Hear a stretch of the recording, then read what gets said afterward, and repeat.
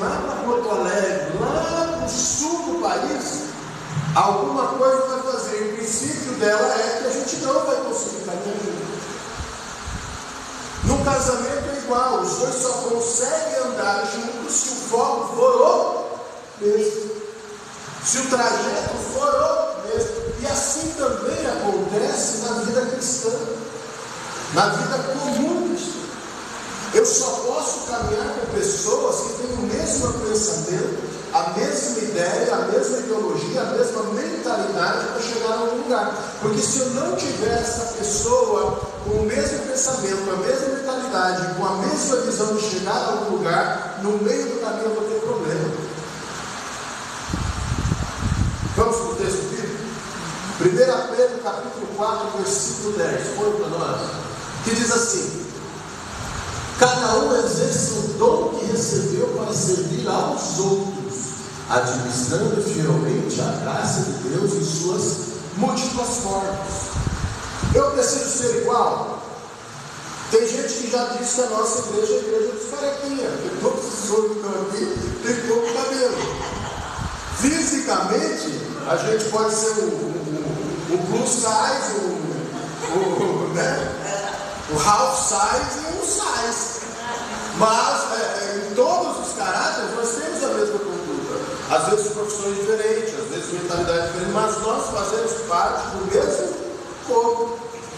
Eu incitei vocês aqui no começo do culto de falarmos que essa casa é nossa, que aqui nós temos liberdade de fazer aquilo que a gente quer. Por que isso, queridos? Aqui, imagine que essa igreja seja uma grande geladeira na casa do seu pai e da sua mãe. Você consegue abrir a geladeira na casa de um estranho? Sim ou não? Eu não. Deus me livre. Mas, na casa do meu pai e na casa da minha mãe, tranquilamente. E com a falta de educação que me é similar na época da criança, até beber da garrafa do bico. Eu faria isso. Por quê? Porque você tem liberdade naquele lugar.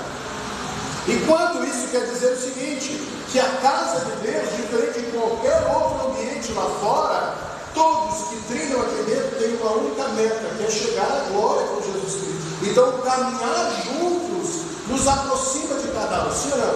O problema do meu irmão é muito peculiar ao meu, é diferente, é totalmente na contramão, mas o problema dele, para mim, não começa a ser estranho. Mas ele começa a me incomodar. Não me incomodar de me afastar, mas me incomodar de me preocupar, de participar do problema do meu irmão. Amém? Nós temos uma irmã da igreja de São Paulo, a irmã Dani. Hoje ela está tratando de um problema de câncer, mas quando ela veio para nós com o diagnóstico de câncer, nós começamos a orar, e a primeira fala que eu falei foi: a nossa igreja está doente, precisamos orar. O corpo de Cristo está com câncer, e nós abraçamos a revelação, e continuamente, isso ela já está com a gente uns 4 anos, por aí, 2016, 18 anos, 2018. Então são 4 anos. Não? 5 anos. Continuamente nós oramos com ela.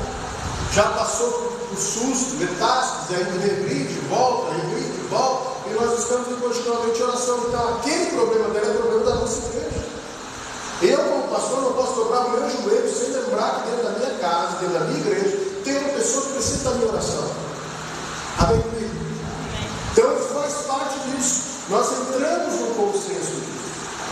Porque a multiforme dons, o problema que você tem, a forma que você resolve, juntando tudo na mesma panela, nós conseguimos fazer um grande paião 2, um grande farofão de bênção.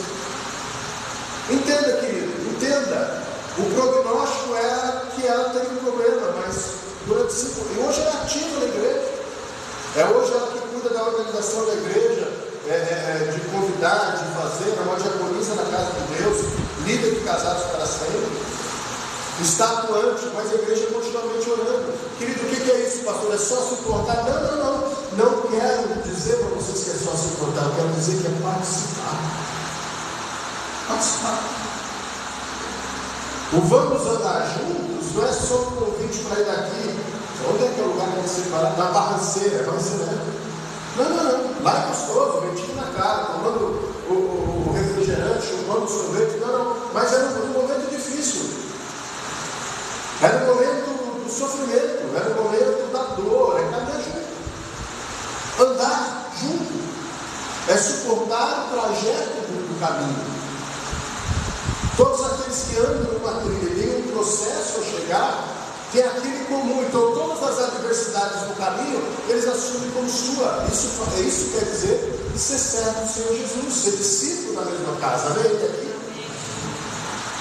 Nós vivemos em um tempo de culto de suficiência, né? De autossuficiência. As pessoas cultuam a autossuficiência. Não precisa de você para nada. No matrimônio, a mulher precisa do marido, o marido não precisa da mulher, os filhos não precisam dos pais, os pais não precisam dos filhos. Todos ficam meio alheios, porque o mundo nos obriga a vivermos sozinhos. O mundo obriga nós a estarmos unidos com milhares e milhares de pessoas, mas afastados talvez do marido, da esposa, dos filhos. Tudo é muito distante estando muito perto. Você entende o que eu digo? A autossuficiência chegou, a autossuficiência inclusive no buscar, no caminhar junto. Gente, nunca foi necessário passar por dificuldade sozinho. A Bíblia não nos ensina dessa forma. E eu não estou falando de necessidade financeira, não, estou falando de dor da alma, dor do espírito, das pessoas que precisam da ajuda do Senhor. Porque se o problema for financeiro, o dinheiro resolve. Mas se o problema for na alma, no espírito, às vezes a nossa oração vale muito mais do que você comprar um rancho para uma pessoa, por exemplo. Entende o que eu digo, Senhor? No Salmos 133, que é o maior salmo, né? Todo mundo conhece esse salmo. Quão bom e quão suave é que os irmãos vivam em união. Quão bom e quão suave é, quão bom, olha, quão maravilhoso, como é suave, como é de grande valor que os irmãos vivam em união. E ele não está falando só de irmãos carnais, não, ele está falando de irmãos que professam a mesma fé. Hoje não é mais usual, mas na minha época, quando eu me converti em 1993, a colocação, o advérbio coloquial, se é isso que eu estou falando aqui, para você se referir a um irmão de fé, a uma pessoa de fé, é irmão. E aí, irmão, como é que você está, meu irmão? Hoje o irmão virou humano, né? E o irmão virou truta, ou virou cachorro. Sangue de Jesus devolveu. Mas o Salmo 133 ele diz: o bom consuelo é que os irmãos vivem em união. E essa união, ela nos refere à intimidade. E a intimidade nos faz amar juntos. A Bíblia é tão importante isso, presta bem atenção que eu vou dizer para vocês. A Bíblia fala que quando Jesus morreu, os discípulos se dispersaram. E dois, não estou falando dos apóstolos, mas de discípulos. Jesus andava com 12 apóstolos e tinha os seus discípulos, 144, depois teve mais milhares que andaram junto com ele. E um desses discípulos, dois desses discípulos, estavam voltando para sua residência em Emaús. E a Bíblia fala que no caminho de Emaús eles estavam andando juntos.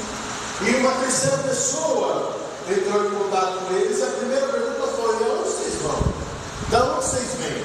O que está acontecendo? Aqueles papo meio de mineiro, de pessoal do interior, né? Quando você vai, para onde você foi, né? E a conversa às vezes eu dizia: você é estrangeiro, o senhor sabe que morreu Jesus Cristo, um grande profeta, e nós esperávamos que ele era o Messias e tal. E conversaram, e a caminhada era longa, e quando eles chegaram onde eles tinham que chegar, já era noite. E eles convidaram para aquela terceira pessoa estar ali. E diz que no meio da oração, do partir do pano, a hora que eles fazem a oração, biblicamente falando, os olhos eles se abriram. E eles viram que era o Senhor. E quando o Senhor se despede deles, eles caem e se dizem: mas não era quando ele falava, nosso coração não queimava. Quando a sua oração vinha, nossos ouvidos não estavam confortáveis. Nós não nos enchemos de esperança quando ele estava conosco. A Bíblia diz que naquele mesmo momento eles deixaram as malas, voltaram as malas novamente, ficaram na casa e retornaram para Jerusalém para a grande chamada de Deus. Mas eles não deixaram de andar juntos. Foi no caminho que eles encontraram a resposta da sua oração. O que o senhor quer dizer, pastor? Quer dizer que nós estamos apenas no início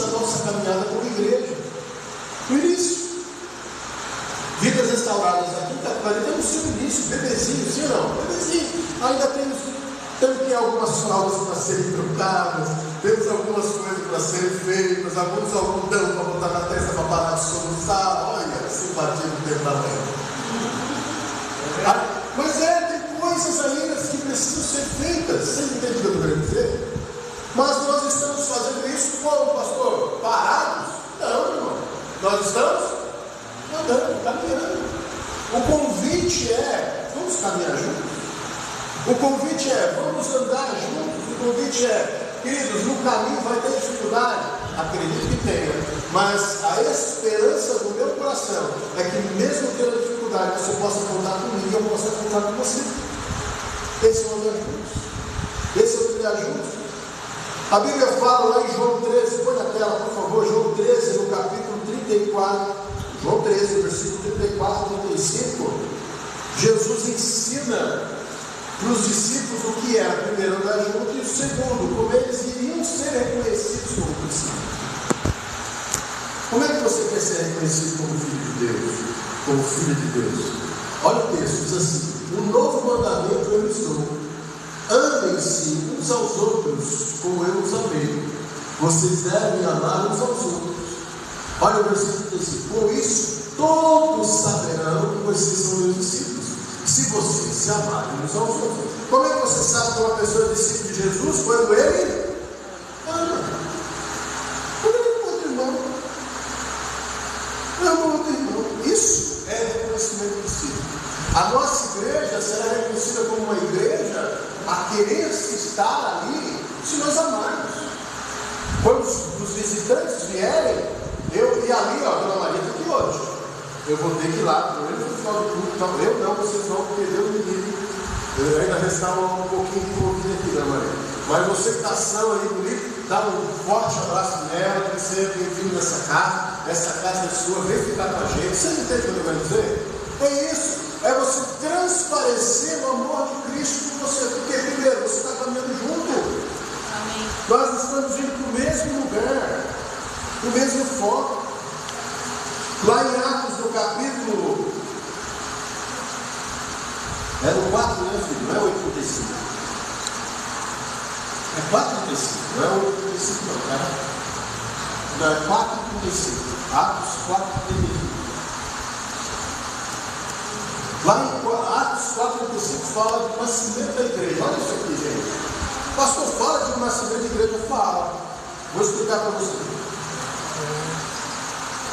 Em Atos, no capítulo 4, no versículo 35, ele fala do crescimento da igreja. Diz assim, ó. Volta ao 34. Do 34 para frente. Isso, né? Vamos assim. Da multidão dos que creram, era a mente de um e um coração. Um era a mente, um era o coração. Diga aí, gente, da multidão dos que creram, eles tinham agora as mesmas cabeças, o mesmo coração, o foco. O que é isso, pastor? Eles começaram a pensar tudo igualzinho, que nem robô, que nem uns bitolados, que nem pessoas que tiveram a sua mente lavada, né? Que eles falam, como é? Lavagem cerebral. Não. É que eles tinham agora a mente de Cristo. O seu coração era o coração de amar as pessoas. Amém? E aí continua. A mente e o coração. Ninguém considerava unicamente sua coisa alguma que possuísse, mas compartilhavam tudo o que tinham. Eles não eram socialistas. Não é isso que eu estou querendo dizer. Não era uma comuna. Não, mas eles tinham tudo em comum. O que isso quer dizer, pastor? Que a necessidade do meu irmão do lado não podia passar sem me afetar. Não existia isso. A situação do meu irmão, a igreja nasceu nesse intuito, de que o meu irmão que está perto de mim não pode passar por necessidade, não pode passar por sofrimento. Essa é a caminhada que Cristo viveu. Amém? Sim ou não? 33. Com grande poder, os apóstolos continuavam a testemunhar. Não, 34. Vamos lá. Com grande poder, os apóstolos continuavam a testemunhar na ressurreição do Senhor Jesus, e grandiosa graça estava sobre eles. 34. Dizer, não havia pessoas necessitadas necessitadas entre eles, pois o que possuíam terras, casas, vendiam e traziam dinheiro da venda e colocavam aos pés dos apóstolos e distribuíam segundo a necessidade de cada um. Hoje nós vamos precisar fazer isso? Lógico que não. Não é isso que essa palavra quer dizer. Quer dizer que naquele momento, primeiro, eles saíram de um judaísmo, saíram de um único lugar e começaram a viver agora o cristianismo. Nasce o cristianismo. E naquele momento precisava se viver dessa forma. Mas ainda que nós não vamos vender tudo que a gente tem que trazer aqui da igreja e colocar, e aí a gente repartir entre os irmãos, mas a gente pode repartir o nosso amor, a nossa devoção, o nosso coração, a nossa necessidade, mas também a nossa ajuda. Vamos andar juntos? Mas vamos andar juntos. Nós fazemos todos os meses aqui um culto de ceia, sim ou não? E a gente lê um versículo. 1 Coríntios, capítulo 11, versículo 23 e seguinte, fala da Santa Ceia. Só que ele começa a partir do versículo 23. Só que ele tem 23 versículos antes. E os 23 versículos que tem é Paulo chamando a atenção da igreja, que deixava os irmãos passando fome. A ceia naquela época não era o pãozinho e o cálice que a gente toma aqui. A ceia naquela época era piquenique. Cada um trazia o que tinha que trazer. Então trazia um cordeiro, outro trazia um peru, outro trazia uma lasanha de frigideira, mas não era para botar na mesa e todo mundo comer um pouco como a gente fez lá em casa. Não. Trouxe a lasanha de frigideira, eu vou comer a minha lasanha, enquanto o outro vai comer um pão duro, ou talvez não tivesse nem isso. E aqui ele dizia que era ceia do Senhor. Paulo falou: isso aqui não é ceia do Senhor, porque o Senhor não ensinou dessa forma. O Senhor, aí ele vai no texto, porque na noite em que ele foi traído, o que ele queria dizer? Que na noite em que Jesus podia ter todas as formas para dizer que ninguém prestava nessa terra, mas mesmo assim, mesmo sendo traído, ele dividiu o que ele tinha. Forte ou é isso? Forte. Eu dei uma de Marçal agora. Não é isso não. Entenda, gente, que aquele momento em que eles estavam vivendo, ele tinha aquele momento em que eles tinham que se unir o máximo que eles podiam para que o propósito chegasse onde eles queriam chegar. E não é diferente do que nós estamos vivendo agora no primeiro ano dessa igreja. Nós temos que nos unir cada dia mais. Por quê, pastor? Porque só assim vai crescer. Porque só assim as pessoas vão querer estar juntos com nós. Irmão, você vai onde você é convidado e você volta onde você é bem recebido. Eu sou assim. Jesus nos ensinou dessa forma. Então eles não tinham nada, eles amavam uns aos outros, ninguém tinha falta. Lá em 1 Timóteo, no capítulo 5, no versículo 8, diz o seguinte: põe na tela agora. Eu só botei isso no versículo. Diz assim, ó: se alguém não cuida de seus parentes, especialmente da sua própria família, e eu, na minha versão, está na família da fé, negou a fé e é pior do que o descrente. Aí eu venho para a igreja, eu sou pastor da igreja, prego aqui: olha, nós vamos viver um extraordinário, nós vamos viver aqui. E só eu vou viver extraordinário. Não.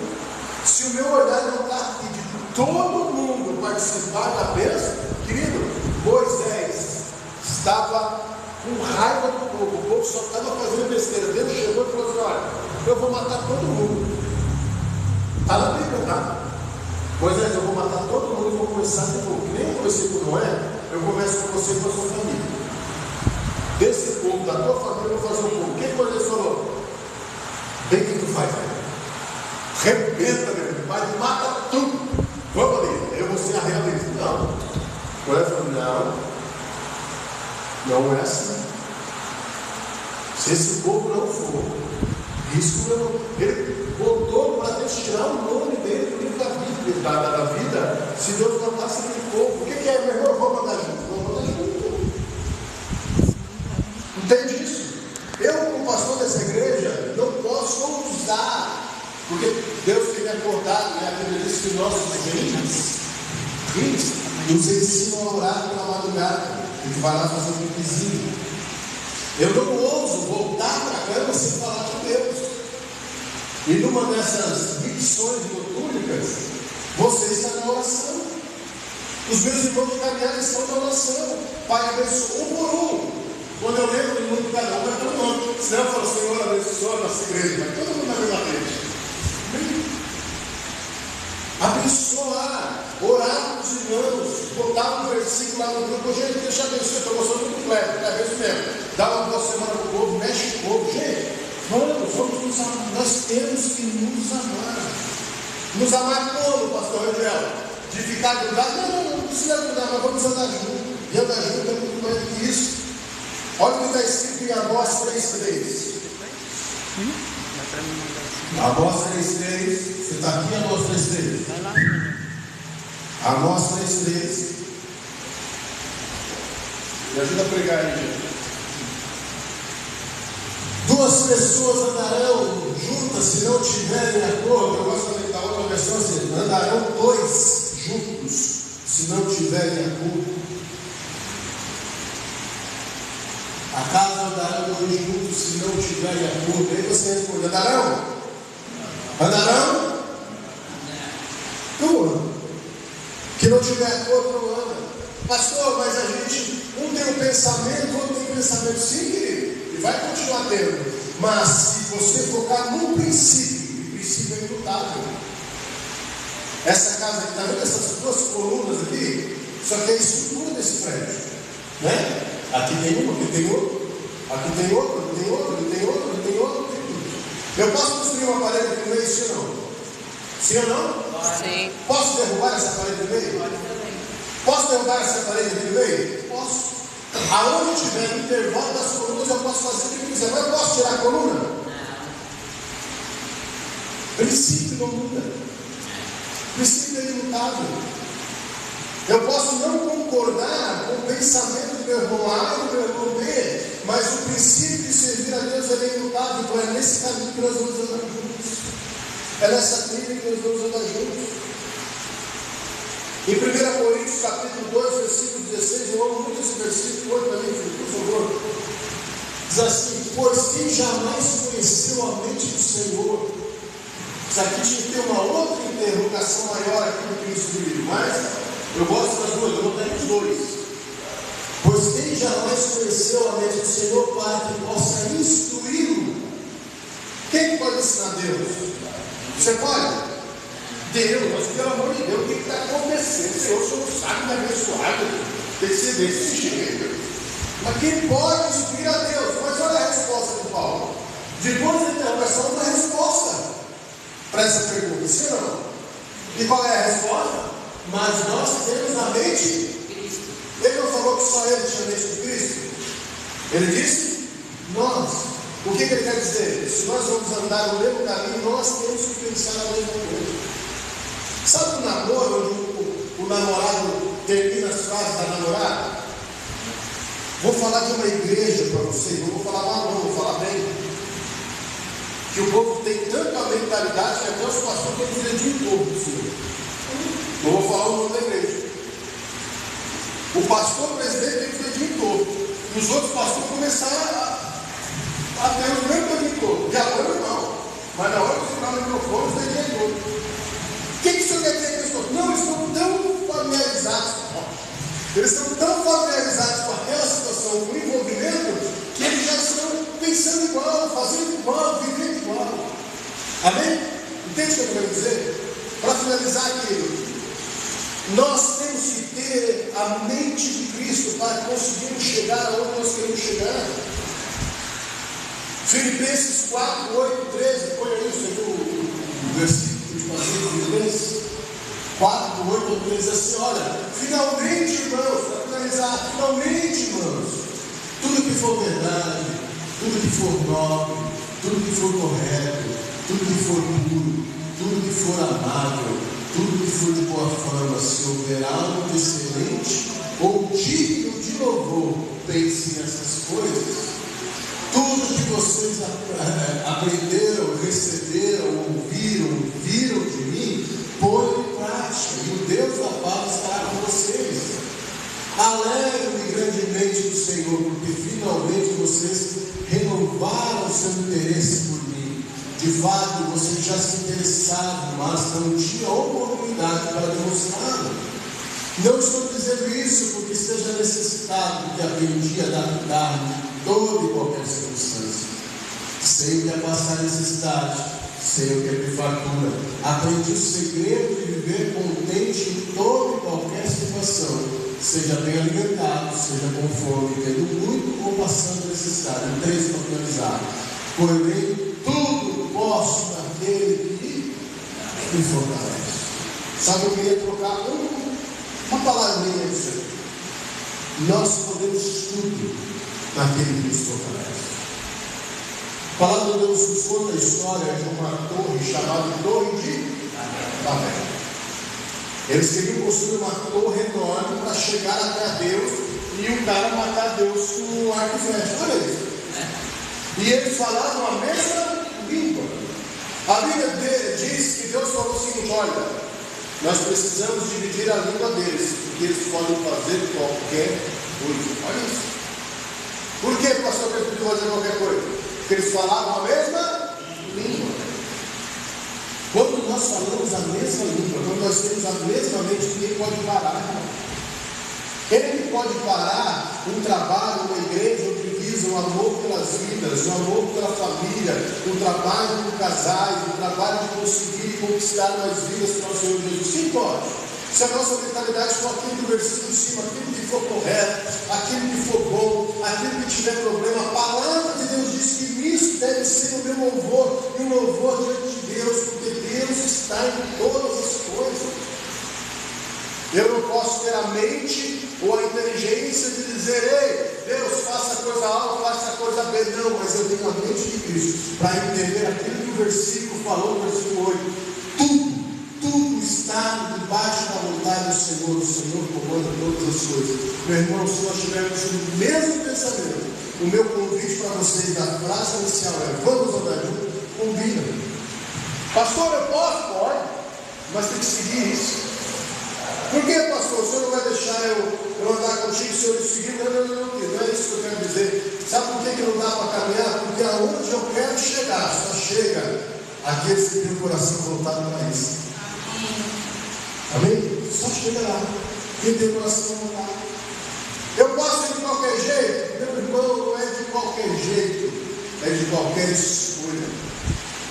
Não é de qualquer jeito. A gente tem que mudar esse pensamento de jeito. Não é jeito, meu irmão. É a escolha do meu coração. Eu quero estar junto.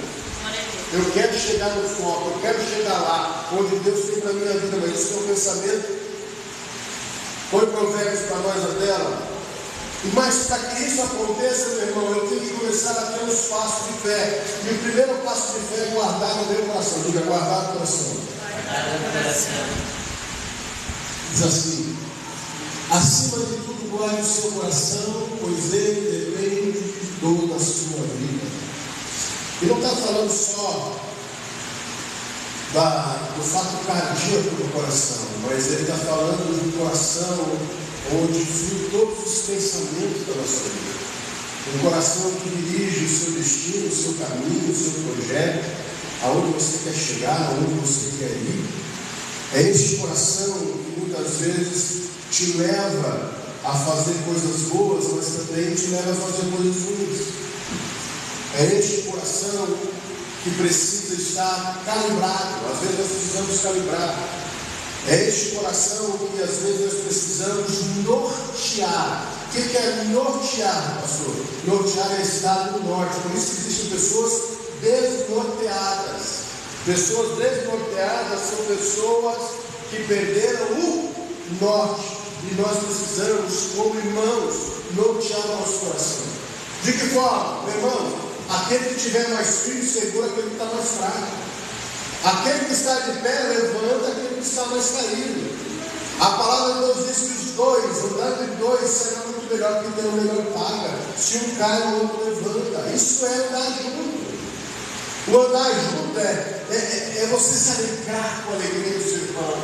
É você estar muito feliz. Querido, consegui uma bênção. Comprei um negócio. Não só bênção financeira, mas vamos dar esse exemplo. Troquei meu carro. Glória a Deus! Aleluia! Que bênção! Não ter aquele pensamento só pode estar roubando. Já pensa? É muita vontade no coração. Quando a pessoa é abençoada, isso aí só toca a vontade. Não é esse pensamento que deve estar no nosso coração. Guarda o teu coração.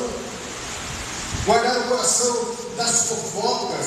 Guardar o coração do desânimo. Guardar o coração de incitar o desânimo. Guarda.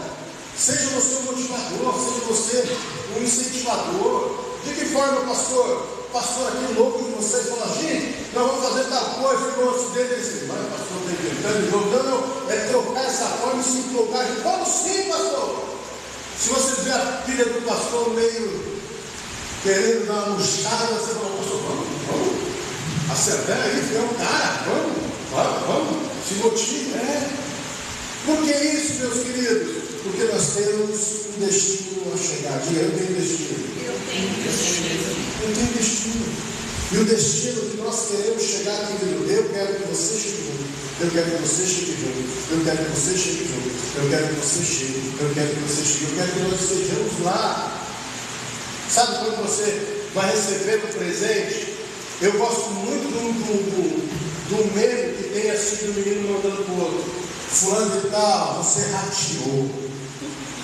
Que hoje na escola eles serviram iscas de frango. E ele fala o cardápio que foi servido.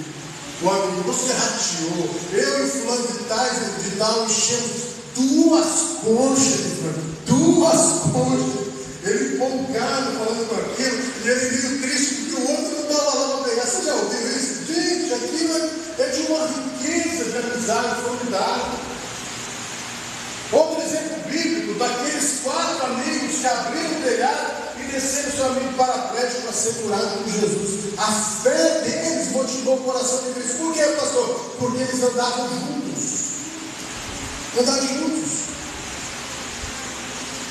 A palavra de Deus diz que tem amigos mais chegados que o irmão. A multidão de amigos pode trazer problema. A Bíblia fala isso.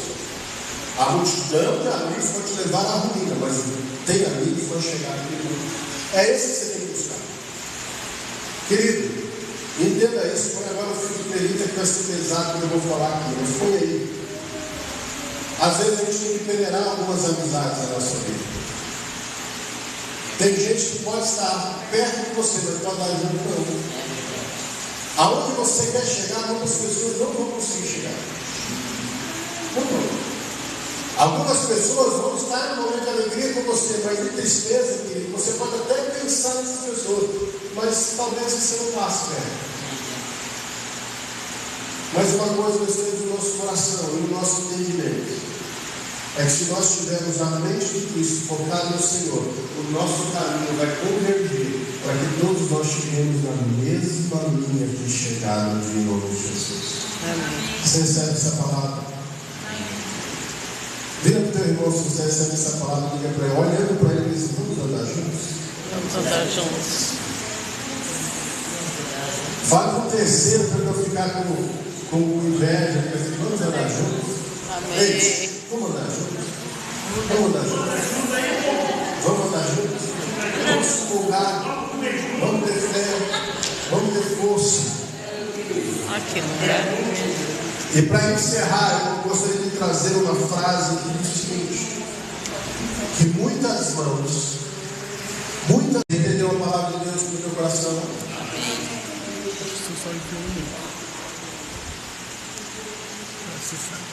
Esse pastor precisa de você.